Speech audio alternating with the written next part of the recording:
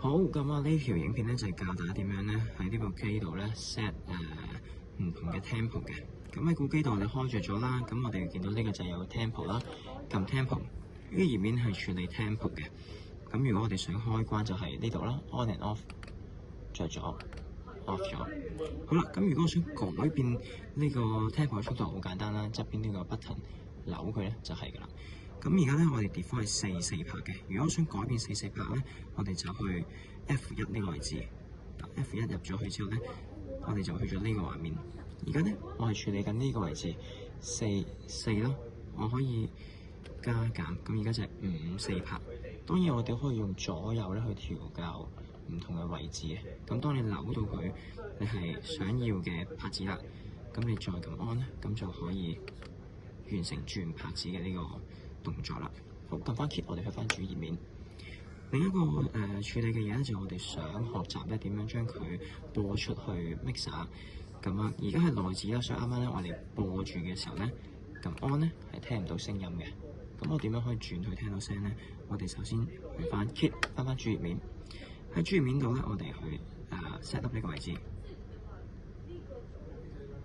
咁我哋喺 output 呢個位置 F1 撳落去。好啦，喺度咧，我哋可以見到有唔同嘅 master 啦、direct 啦、other 啦、monitor 啦、default 啦。咁你根據翻佢嗰個 button， 可能我哋會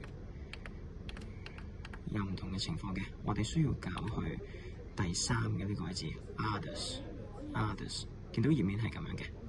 呢度寫住 direct 5、6，下邊係7、8。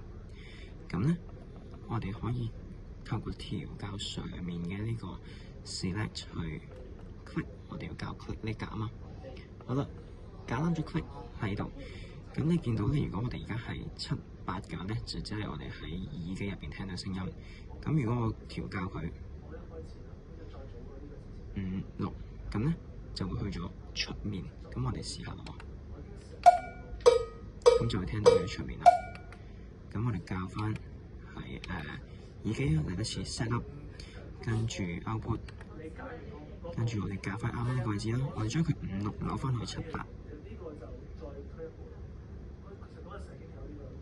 記住我哋7、8係要 left right 兩個啊，佢有機會會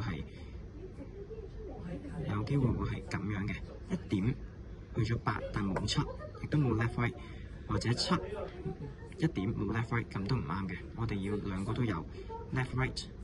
好，校完我哋去翻 tempo 開，而家就係100嘅 BPM， 咁就冇咗 mixer 嗰個冇咗 M 個聲啦，就係你耳機嗰個聲啦。咁呢度咧就係整個我哋可以調校耳機嘅內容啦。